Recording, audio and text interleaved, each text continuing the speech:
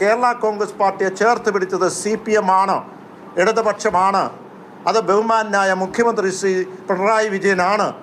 അത് എവിടെ പറയുന്നതിന് ഞങ്ങൾക്ക് ഒരു വിഷമവും ഇല്ല. അതിനകത്ത് ചേർത്ത് പിടിച്ച് തന്നെ ഞങ്ങൾ മുന്നോട്ട് പോകും.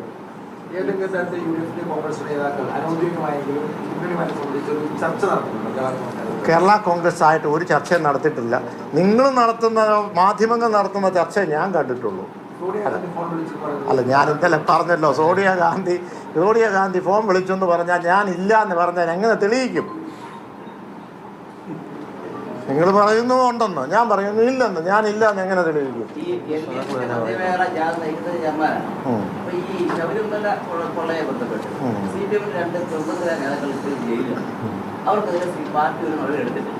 കൃത്യമായി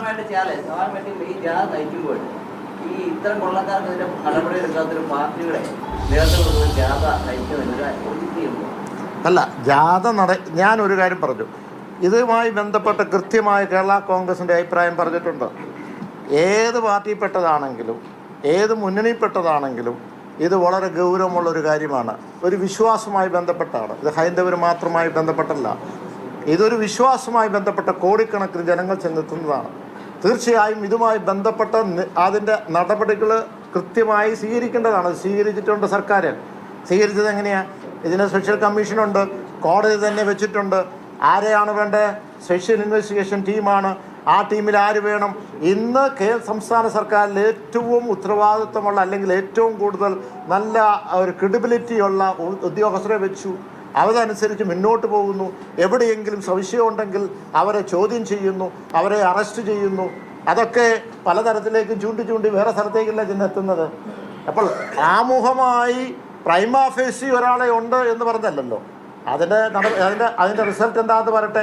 റിസൾട്ട് വരുന്ന ഏത് പാർട്ടിക്കാരനാണെങ്കിലും അതിനെതിരെ നടപടി എടുക്കണം എന്നുള്ളതാണ് കേരള കോൺഗ്രസിൻ്റെ അഭിപ്രായം.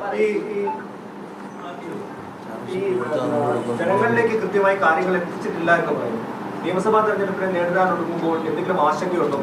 ഞാൻ കേരള കോൺഗ്രസ് പാർട്ടിയുടെ കാര്യം പറഞ്ഞു. കേരള കോൺഗ്രസ് പാർട്ടി ഇത്രയും കാര്യങ്ങൾ ചെയ്തപ്പോൾ അതനുസരിച്ചുള്ള മെസ്സേജ്, ഇത്രയും കാര്യങ്ങൾ ഇതല്ല, ഇത് കൂടുതലല്ല. ഇതൊക്കെ ഏറ്റവും പ്രധാനമായ സോഷ്യൽ ഇഷ്യൂസാണ്. അത് കേരള കോൺഗ്രസിൻ്റെ സ്വഭാവമുള്ള ജനവിഭാഗങ്ങൾ മാത്രമല്ല. ഇപ്പം മുനമ്പം അല്ലെങ്കിൽ കടഖനനം ഒരുപക്ഷെ ഞങ്ങൾക്ക് വലിയ പ്രാധാന്യമുള്ള പ്രദേശങ്ങളല്ല. ഞങ്ങൾ ഏറ്റെടുത്തത് സോഷ്യൽ ജനകീയ ഇഷ്യൂ ആയതുകൊണ്ടാണ്.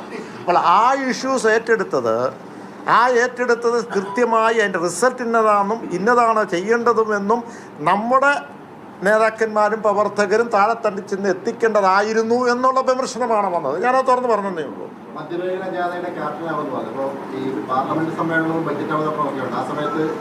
അല്ല, ഞാനത് ഇടതുപക്ഷമായി സംസാരിച്ചു. വളരെ പ്രധാനപ്പെട്ട ചിലപ്പോൾ ബില്ലുണ്ടാകാം, വോട്ടിംഗ് ഉണ്ടാകാം, അങ്ങനെ ഒരു സാങ്കേതികമായ ബുദ്ധിമുട്ടുണ്ട്. ഏതൊക്കെയാലും ഞാൻ സ്റ്റാർട്ട് ചെയ്യും. എന്തെങ്കിലും അങ്ങനെ വന്നാൽ ഇപ്പോൾ വൈസ് ചെയർമാൻ ഉൾപ്പെടെ ഉള്ളത് ഇവിടെയാണ്.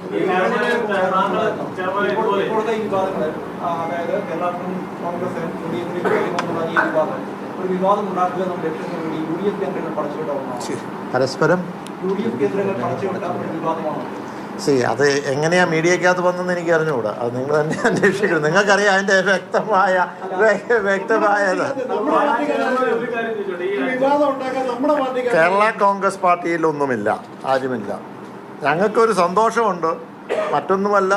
ഞങ്ങൾക്ക് ഒരു സ്വീകാര്യതയുണ്ട്. ഞാനത് വലിയ പോസ്റ്റ് ചെയ്ത് പറയല്ല. ഞങ്ങളുടെ അധ്വാനമാണ്, മണിസാറിൻ്റെ അധ്വാനമാണ്. അതുകൊണ്ട് ഞങ്ങളെടുത്ത നിലപാട് വളരെ നീറ്റായിട്ട് എടുത്തിട്ടുള്ളൂ. ഞങ്ങളാരെ ആക്ഷേപിക്കാൻ പോയിട്ടില്ല. എടുത്തില്ല, അത് അങ്ങനെ എടുത്തേ പോയിട്ടുള്ളൂ.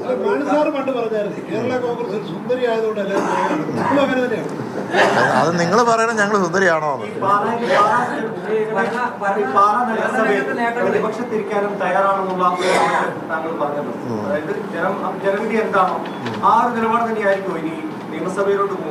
നമ്മളെപ്പോഴും ഒരു പോരാട്ടം നടത്തുമ്പോൾ എന്തിനാണ്? പോരാട്ടം നടത്തുന്ന ഭരണത്തിൽ ഇരിക്കാൻ തന്നെയാണ്. ഭരണം ലഭിക്കാൻ വേണ്ടിയിട്ടാണ്. കൂടുതൽ കാര്യങ്ങൾ ജനങ്ങൾക്ക് ചെയ്യുവാൻ വേണ്ടിയിട്ടാണ്. ഭരണം ലഭിക്കാനുള്ള ശ്രമങ്ങൾ നടത്തും. ഞാൻ പറഞ്ഞല്ലോ, ഇപ്പോഴും നെക്ക് ടു നെക്ക് ഫൈറ്റാണ്. എവിടെയാണ് 110 സീറ്റ് ലോക്സഭയിലുണ്ടായിരുന്നത് ഇപ്പോൾ 80 സീറ്റിലായി. 58 സ്ഥലത്ത് ഈ പഞ്ചായത്ത് തെരഞ്ഞെടുപ്പ് കഴിഞ്ഞപ്പോൾ LDF ആണ്. അതിൽ 39 സ്ഥലത്ത് 10,000 വോട്ടിന് താഴെയാണ്. 39 മണ്ഡലങ്ങൾ, നിയമസഭാ മണ്ഡലങ്ങൾ താഴെയാണ്.